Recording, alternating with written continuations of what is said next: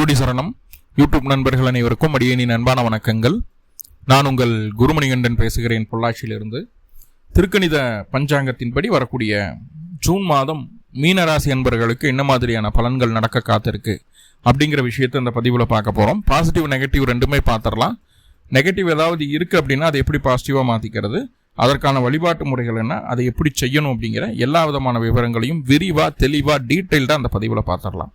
முதல்ல இந்த மாத துவக்கத்தில் என்ன கிரகநிலைகள் மீனராசிக்கு இருக்குது, மேலும் இந்த மாதத்தில் என்னென்ன கிரகங்கள் பயிற்சி ஆகுது, அந்த கிரக பயிற்சியால் ஏற்படக்கூடிய மாற்றங்கள் என்னென்ன, இதன் அடிப்படையில் தான் இந்த பதிவானது பதிவு செய்யப்படுது. ஸோ அப்படி பார்க்கும்போது இந்த மாத துவக்கத்தில் என்ன கிரகநிலைகள் மீனராசிக்கு இருக்குது அப்படின்னு சொல்லி பார்த்துட்டிங்கன்னா, ராசிக்குள்ளேயே சனி பகவான் ஜென்மச்சனி அப்படிங்கிற ஒரு அமைப்பில் மீனத்திற்கு தற்போதைய சூழ்நிலை. ராசிக்கு 2ஆம் இடத்துல செவ்வாய் அமர்ந்திருக்கக்கூடிய ஒரு சூழ்நிலை. 2ஆம் அதிபதி 2ல் பலம் பெற்று அமர்ந்திருக்காரு. ரொம்ப நல்ல விஷயம். ஏன்னா அவர் உங்களுக்கு 2ஆம் அதிபதி மட்டும் கிடையாது, பாக்கியஸ்தானத்திற்கு அதிபதி அவர் தான்.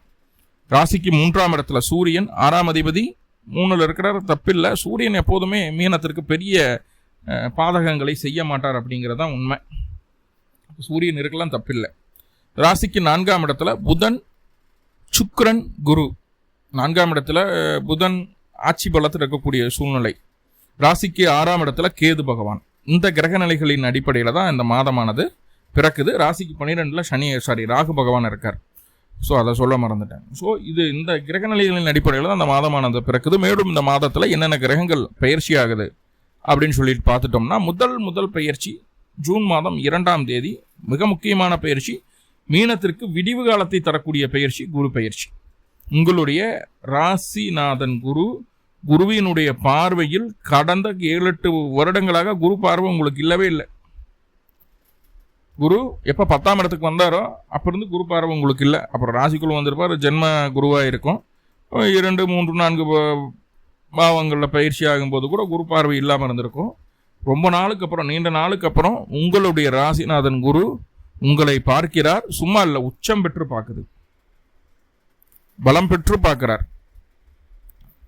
இப்போ இந்த குரு பயிற்சியினால என்னென்ன விஷயங்கள் உங்களுக்கு நடக்க காத்திருக்கு அப்படிங்கிறத டீட்டெயில்டாக ஒரு தனி பதிவாக கொடுத்துருக்கேன். அதோட லிங்க்கும் டிஸ்கிரிப்ஷனில் இருக்குது, பார்த்து பயன்படுத்திக்கங்க.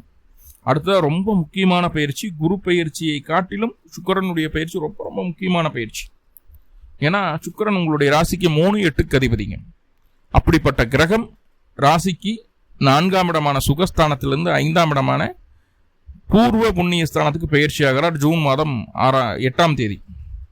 இது உச்சம் பெற்ற குருவோட சேருது. அப்போது சுக்கிரன் அப்படிங்கிறது ஒரு பெண் கிரகம். 8ஆம் இடம் தடை, தாமதம், பாதிப்பு, அவமானம், கோர்ட்டு கேஸு வழக்கு அப்படிங்கிறது.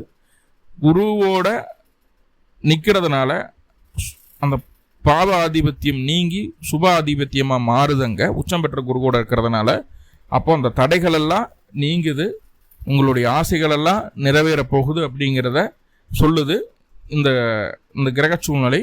ஒரு பெண்ணின் உதவியால், அதுதான் இங்கே முக்கியம். பெண்ணா சுக்கிரன் தான் பெண் கிரகம் இல்லையா? ஓகே. ஸோ அதை என்ன ஏது அப்படிங்கிறது டீட்டெயில்டாக பார்க்க போகிறோம். ஏன்னா அந்த மாதம் உள்ள ஆதிக்கம் செலுத்தக்கூடிய கிரகம் அப்படிங்கிறது சுக்கிரன் தான். ஜூன் மாதம் 15ஆம் தேதி சூரியன் உங்களுடைய ராசிக்கு 3ஆம் இடத்துலேருந்து 4ஆம் இடத்துக்கு பயிற்சி ஆகிறார். 4ஆம் இடத்துல சூரியன் இருக்கலாம், தப்பில். 6ஆம் அதிபதி 4ல் இருக்கிறதுனால சின்ன சின்ன நெருடல்கள் தவிர மற்றபடி எல்லாமே சுபமான ஒரு அமைப்பு தான். ஜூன் மாதம் 20ஆம் தேதி செவ்வாய் உங்களுடைய ராசிக்கு 2ஆம் இடத்துலேருந்து 3ஆம் இடத்துக்கு பயிற்சி. 3ஆம் இடத்துக்கு பயிற்சி ஆகக்கூடிய செவ்வாய் தர்மஸ்தானத்தையும் கர்மஸ்தானத்தையும் பார்வை செய்கிறார். 2ஆம் அதிபதி 9-10 தொடர்பு கொள்வது அப்படிங்கிறது மிகப்பெரிய நன்மை. என்ன ஏதுங்கிறது டீட்டெயில்டாக பார்ப்போம். அதே போல் 22ஆம் தேதி புதன் உங்களுடைய ராசிக்கு 7-4க்கு அதிபதி 4ஆம் இடத்திலிருந்து 5ஆம் இடத்துக்கு பயிற்சி. 29ஆம் தேதி அந்த புதன் வக்ரகதி அடைகிறார். ஸோ இதுதான் அந்த மாத துவக்கத்தில் நடக்கக்கூடிய கிரக பயிற்சிகளும், மேலும் இந்த மாதத்தில் நடக்கக்கூடிய மாத துவக்கத்தில் இருக்கக்கூடிய கிரக நிலைகளும், மேலும் இந்த மாதத்தில் நடக்கக்கூடிய கிரக பயிற்சிகளும் அப்படின்னு சொல்லி. ஸோ இப்போ ஒவ்வொரு கிரகமாக பார்க்கலாம். முதல்ல குருவினுடைய பயிற்சி தனியாக சொன்னதுனால அடுத்ததாக சுக்கிரன் நம்ம பார்க்க போகிறோம். சுக்கிரன் அப்படின்னு சொல்லக்கூடிய கிரகம் 3-8க்கு அதிபதி. போய் 5ஆம் இடத்துல குருவோடு இருக்கிறார் ஜூன் மாதம் 8ஆம் தேதிக்கு பின்பு. ஃபஸ்ட்டு என்னென்ன நன்மைகள் இதனால்? ஃபஸ்ட்டு ஒன், வாராத கடன் வசூலாகும். நிறைய பேர்த்துக்கிட்ட காசு பணம் கொடுத்துருப்பீங்க, கொடுக்கல் வாங்கலாம் பண்ணி. மீனம் கொடுக்கல் வாங்கல் ஈஸியாக பண்ணோம். ரொம்ப கஷ்டப்படுறாங்கன்னா கையில் இருக்கிற தூக்கி கொடுத்துரும். ரொம்ப சைலண்ட்டாக இருந்தாலும் பாவம் அப்படின்றது அந்த உதவும் மனப்பான்மை மீனத்துக்கிட்ட எப்போவுமே அதிகம்தான். ஏன்னா ஒரு சைடு வந்து கோவப்பட்டால் ஒரு சைடு அவ்வளவு கண்ணியம், அவ்வளவு பொறுப்புணர்ச்சியோட ஜீவகாருண்யத்தோடு இருக்கும் மீனம். சரியான வார்த்தை ஜீவகாருண்யம். அப்படிப்பட்ட மீன ராசிக்கு இப்போ ஜென்மச்சனி மூணு பல கஷ்டங்கள் இருக்குது. எப்பெல்லாம் பண்ண உதவிகளெல்லாம் திருப்பி கூட நமக்கு செய்ய மாட்டுறாங்க, கொடுத்த காசு கூட திருப்பி கேட்டால் சண்டைக்கு வர்றாங்க அப்படின்ற மாதிரி. வட்டியெல்லாம் வேணாமாப்பா, கொடுத்த காசு மட்டும் திருப்பி கொடுனா அது கூட வரமாட்டேது அப்படின்ற மாதிரியான ஒரு சூழ்நிலைகள் இருந்திருக்கும். இப்போது வாராத கடன் வசூலாகக்கூடிய காலம். நீங்கள் போய் டைரெக்டாக அங்கெல்லாம் போய் கேட்க வேண்டாம். ஒன்றும் இல்லை, சிம்பிளாக வீட்டு பக்கத்தில் இருக்கக்கூடிய கருப்பராயன் கன்னிமார் கோவிலுக்கு போய் கன்னிமாருக்கு அந்த வளையல், பெண்ணுக்கு என்னென்னவெல்லாம் கொடுப்போம், மஞ்சள் குங்குமம், வளையல், மஞ்சள் கிழங்கு இதெல்லாம் கொடுப்போம் இல்லையா, ஜாக்கெட் பெட்டு கொடுப்போம், இதெல்லாம் கொடுப்போம் இல்லையா. அந்த மாதிரி அம்பாளுக்கு என்னென்னலாம் தேவையோ 6 பொருள் கொடுத்து, நவகன்னிமார்னா 9 எடுத்துகிட்டு போங்க, சப்த கன்னிமார்னா இதெல்லாம் எடுத்துகிட்டு போங்க, கொடுத்து வழிபாடு செய்துட்டு வாங்க. எப்போ பண்ணணும்? 8ஆம் தேதிக்கு மேலே, வரக்கூடிய ஜூன் மாதம் 8ஆம் தேதிக்கு மேலே. நீங்கள் பிறந்த கிழமை எப்போ வருதுன்னு பாருங்கள், அந்த கிழமையில் போய் பண்ணிட்டு வாங்க. கண்டிப்பாக வாராத கடன் கொஞ்சம் கொஞ்சமாக வசூலாகும். இந்த மாதமே வந்துடும். நீங்கள் ஒரு 2 கோடி ரூபாய் கொடுத்து வச்சுட்டு இன்னும் வரலன்னு புலம்பிட்டு இருக்கும்போது நம்ம இந்த வழிபாடு சொன்னால் உடனே நடந்துருவானா? நடக்காது. ஆனால் கண்டிப்பாக அந்த 2 கோடி ரூபாய் உங்களை தேடி வரதுக்குண்டான ஒரு சூழலை இந்த கிரகச்சேர்க்கை ஏற்படுத்தி தரும். அதில் எந்த மாற்றமும் இல்லை. 2வது, பென்ஷன் வராமல் இருக்குது, அதில் கோர்ட்டு கேஸ் வழக்கு போயிட்டு இருக்குது, அதனால் பென்ஷன் வரல, அந்த பிரச்சனைகள் சால்வ் ஆகும். இன்சூரன்ஸ் கிளைம் பண்ண முடியல, அது சால்வ் ஆகும். ஷேர் மார்க்கெட்டில் நிறைய இழப்பீடு ஆயிடுச்சு, அந்த இழப்பீடு சரி கட்ட முடியல. அந்த ஷேர் மார்க்கெட்டில் இழப்பீடு சரி கட்டுறதுக்கு உண்டான ஒரு சூழ்நிலை உண்டாகும், ஒரு நல்ல ஐடியா கிடைக்கும். அதே போல் இந்த காலகட்டம் மியூச்சுவல் ஃபண்டு போடக்கூடாது, அது ரொம்ப முக்கியம். மியூச்சுவல் ஃபண்டு இந்த காலகட்டம் ஓப்பன் பண்ணக்கூடாது. அதே போல் யாருக்கு ஜாமீன் கையெழுத்து போடக்கூடாது. நான் பண்ணித்தரேன் அப்படின்னு சொல்லி நம்மளுக்கு கொஞ்சம் குரு வந்ததையுமே நம்ம வேலையை காட்ட ஆரம்பிச்சிருவோம்.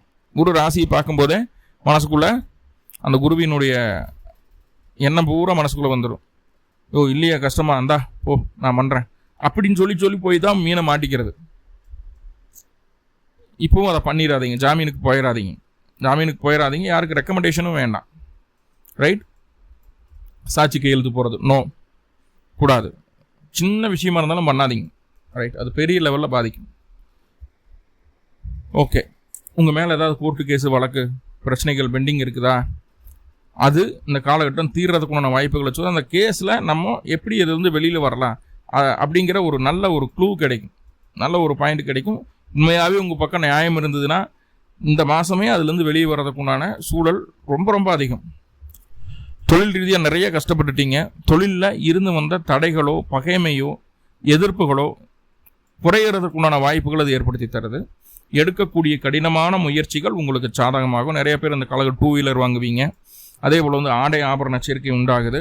நிறைய பேர் ஆபரணங்களை சேர்க்கக்கூடிய ஒரு சூழ்நிலை இருக்குது. அதாவது பேங்க்கில் வச்சா கூட ஃப்ளஷ் பண்ணியிருந்தால் கூட அதை ரிட்டர்ன் எடுத்துகிட்டு வரலாம், அப்படி கூட சேர்க்கலாம். ரைட்? இந்த மாதிரி விஷயங்கள் சொல்லுது. அக்கம் பக்கத்தினர் எல்லாமே உங்களுக்கு ரொம்ப சாதகமாக இருப்பாங்க. எந்த இடத்துலையுமே வந்து உங்களுக்கு ஒரு பாதகமான ஒரு செயல்முறைகள் இருக்காது. சகோதர வழியில் உங்களுக்கு நல்ல ஆதரவு உண்டு. எப்பவுமே மீனராசிக்கு வந்து சகோதர வழி ஆதரவு பெருசாக கிடைக்கிறது இல்லை. ஆனால் இந்த மாதம் கிடைக்கும்.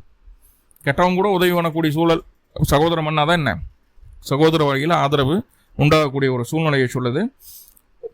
நிறைய விஷயங்களை நம்ம யோசிச்சு தடையாயிட்டே இருக்கு, செய்ய முடியலன்னு நினச்சிட்டு இருந்த ஒரு காரியம்.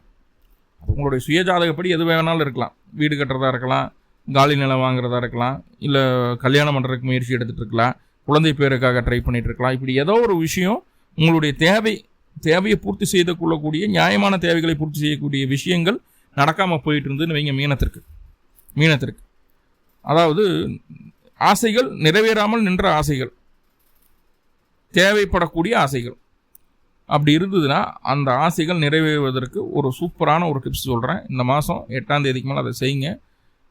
மறுபடியும் இந்த கிரக சேர்க்கை எங்கே ஒன்று சேருனா மறுபடியும் உங்களுக்கு வந்து விருச்சிகத்தில் சுக்கிரன் வரும்போது குருவினுடைய பார்வை கிடைக்கும். மகரத்துக்கு சுக்கிரன் வரும்போது குருவை நேருக்கு நேர் சுக்கிரனும் பார்ப்பார். மகரத்துக்கு சுக்கிரன் வரும்போது கிட்டத்தட்ட ஒரு 7-8 மாதம் அதுக்குள்ளே சுக்கிரன் மகரத்துக்கு வந்துடுவார். ஸோ அந்த சூழ்நிலை வர்றதுக்குள்ளே உங்களுடைய ஆசை கட்டை கண்டிப்பாக நிறைவேறிடும். என்ன பண்ணலாம், அதுக்கு என்ன வழிபாடு அப்படின்னு சொன்னால், சிம்பிளாக மகாலட்சுமிக்கு பால் பாயாசம், இனிப்பு ஏதாவது பாயாசம்னா நெய்வேத்தியம், அது விரும்பி வைக்கக்கூடிய நெய்வேத்தியமாக இருக்குது. மல்லிகைப்பூ போடணும், மல்லிகைப்பூ மாலை, பால் பாயாசம். அதுக்கு மேலே உங்களுக்கு மகாலட்சுமிக்கு என்ன செய்யணும்னு விருப்பப்பட்டாலும் தாராளமாக செய்யலாம். செய்து மகாலட்சுமியுடைய அஷ்டோத்திரம் 108, மகாலட்சுமி அஷ்டோத்திரம் 108 குங்கும அர்ச்சனை பண்ணணும். மகாலட்சுமிக்கு அஷ்டோத்திரம் சொல்லும்போது 108 தடவை குங்கும அர்ச்சனை பண்ணணும். பண்ணி வழிபாடு பண்ணிட்டு வாங்க. கோயிலில் போய் நீங்கள் அர்ச்சகர்கிட்ட கொடுத்து இதையெல்லாம் படைச்சி நீங்கள் பண்ணாலும் சரி, வீட்லேயே மகாலட்சுமி இருக்குதேன், சிலை வச்சுருக்கேன், இல்லை பூஜை அறையில் ஃபோட்டோ இருக்குது அப்படின்னா அம்பாளுக்கு தாராளமாக பண்ணலாம். 8ஆம் தேதிக்கு மேலே நீங்கள் பிறந்த கிழமையினைக்கு அதை பண்ணுங்கள். பண்ணிவிட்டு அந்த குங்குமத்தை தினமும் நெத்தியில் வச்சுட்டு வாங்க. கண்டிப்பாக சுக்கிரன் அங்கே மகரத்துக்கு வர்றதுக்குள்ளே அந்த குங்குமம் அது வரைக்கும் இருக்கும், கண்டிப்பாக இருக்கும். அந்தளவுக்கு சேமித்து கரெக்டாக பண்ணுங்கள். மகரத்துக்கு சுக்கிரன் வர்றதுக்குள்ளே கண்டிப்பாக காரியம் சக்ஸஸ் ஆகிடும். எவ்வளவு தடை வந்தாலும் சரி, தடைகளை தாண்டி நினைத்த காரியம் கண்டிப்பாக வெற்றியை பெறும். எவ்வளவு தடை வந்தாலும் சரி, பக்காவாக ஃபாலோ பண்ணுறவங்களுக்கு நல்ல ரிசல்ட் உண்டு. எந்த மாற்றமும் இல்லை. உங்களுடைய ஆசைகள் எதுவாக வேணாலும் இருக்கலாம், அதை பற்றி கவலையே கிடையாது. கண்டிப்பாக நல்ல ரிசல்ட் உண்டு. தடைகளை தாண்டி ஜெயிக்க முடியும். ஓகே, ஸோ சுக்கிரன் இவ்வளவு ஃபேவராக இருக்கார். அன்ஃபேவராக ஒரே ஒரு விஷயம் சுக்கிரன் கிட்ட நான் என்ன சொல்கிறேன்னா, தொழிலில் புதிய மாற்றங்கள் எதையும் செய்யக்கூடாது. தொழில் சார்ந்த புதிய மாற்றம் இந்த மாதம் செய்தீங்கன்னா பெரிய பேக் ஃபயர் ஆகிடும். புதுசாக இனோவேஷன் பண்ணணும் அப்படின்னு நினச்சிட்டு மட்டும் பண்ணாதீங்க, தயவு செஞ்சு. ஓகே, அடுத்ததாக பாருங்கள். 15ஆம் தேதி சூரியனுடைய நகர்வு. ராசிக்கு 6ஆம் இடத்து அதிபதி 4ஆம் இடத்துக்கு போகிறார். தாயாருக்கு உடல்நல தொந்தரவுகள் வந்து போகிறதுக்கு வாய்ப்புகள் உண்டு. வண்டி வாகனத்தில் அவசரம் காட்டினீங்கன்னா கண்டிப்பாக கை காலில் எல்லாம் காயமாகிறதுக்கு வாய்ப்புகள் உண்டு. வண்டியிலையும் சிறு காயமெல்லாம் வரும். 2 வீலர்லாம் ரொம்ப ஜாக்கிரதையாக ஓட்டுங்க. வண்டி வாகனத்தில் அவசரம் காட்டாதீங்க. ரொம்ப ரொம்ப டேஞ்சரான ஒரு விஷயமா மாறிடும் நம்மளுக்கு, ரைட்? மற்றபடி எல்லாமே ஓகே தான். எதிர்ப்புகளை ஜெயிக்கக்கூடிய வல்லமை கிடைக்குது. சகோதர உறவுகளில் கொஞ்சம் சின்ன சின்ன கசப்பான விஷயங்கள் வந்து போகும். பெருசாக உங்களை பாதிக்காது, ரைட்? அதே போல் உங்களுடைய திறமை இதுதான், நான் எங்கிட்ட இவ்வளோ பொட்டன்சி இருக்குது, இது எல்லாம் நான் பண்ண முடியும் என்னால் அப்படிங்கிறத எல்லாத்துக்கும் முன்னாடியும் வெளிப்படுத்துறதுக்கு உண்டான வாய்ப்பு இந்த காலகட்டம் கிடைக்கும். பதவி உயர்வு கிடைக்கும். பொறுப்புகள் அதிகரிக்கக்கூடிய ஒரு சூழ்நிலையை சொல்லுது. பதவி உயர்வும் பொறுப்பும் ரெண்டும் ஒன்றே தான் அப்படி பார்க்கும்போது. ஆனால் டிஃப்ரென்ஷியேட் பண்ணி பார்க்கும்போது பதவி உயர்வு அப்படிங்கிறது சம்பளத்தோட, பொறுப்பு அப்படிங்கிறது அப்படி கிடையாது. நீங்கள் அதை தக்க வச்சுக்கிறதுக்கு பாடுபடணும் இல்லையா? அப்படி பொறுப்பும் அதிகரிக்கிறதுக்கு உண்டான ஒரு சூழ்நிலையை சொல்லுது, ரைட்? அடுத்ததான் ரிஷபத்துக்குள்ளே செவ்வாய் வர்றாரு. 9, 10ஆம் இடத்தை செவ்வாய் பார்க்கிறார் 3ஆம் இடத்துலேருந்து. இப்போது தொழிலில் உங்களுடைய செல்வாக்கை சரியாக பயன்படுத்தி இருக்கிற தொழிலை டீசெண்டாக கொண்டு போயிட முடியும். எந்த பிரச்சனையும் இல்லாமல், எந்த பிக்கல் புடுங்கலும் இல்லாமல். ஏன்னா ஜென்மச்சனியில் தொழில் தான் ரொம்ப கைவிக்கும்.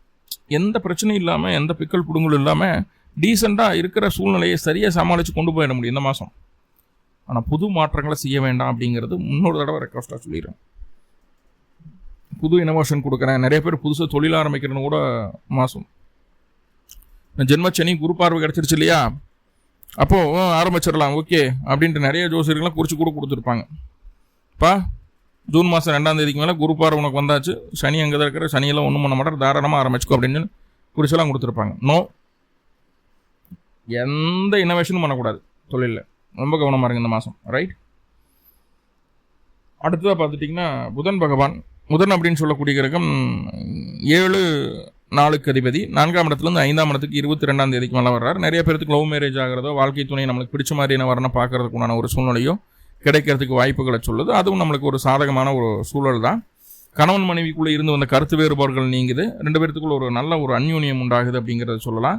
உடல் ரீதியாகவும் மன ரீதியாகவும் ஒற்றுமை உண்டாகுது. அதே போல் மனசுக்கு பிடிச்சமான விஷயங்களை துணிஞ்சு செய்வீங்க. எண்ணம் செயல் எல்லாமே நேர்த்தியாக இருக்குது. மனம் தெளிவடையுது, செயலும் தெளிவடையுது. சக்ஸஸ்ஃபுல்லான ஒரு விஷயத்துக்குள்ளே நம்மளை நோக்கி இழுத்துட்டு போகுது அப்படிங்கிற விஷயத்த சொல்லுது. எல்லாமே ஃபேவர் தான். புதன் ஒரு பெருசாக நெகட்டிவ் சொல்லலை. ஓகே, ஸோ இதுதான் அந்த மாதத்தில் ஓவராலாக உங்களுக்கு நடக்கக்கூடிய விஷயங்கள். நிறைய பாசிட்டிவ் இருக்குது, சின்ன சின்ன நெகட்டிவ் இருக்குது இல்லையா? நெகட்டிவாக பாசிட்டிவாக மாற்றிக்கிறதுக்கு என்ன வழி அப்படின்னு சொல்லி பார்த்துட்டோம்னா, அருகில் இருக்கக்கூடிய பழமையான சிவாலயங்களுக்கு சென்று சிவபெருமானுக்கு 2 நல்லெண்ணெயும் போட்டு வழிபாடு பண்ணிட்டு வாங்க. பிறந்த கிழமையை அன்னைக்கு பண்ணுங்கள்.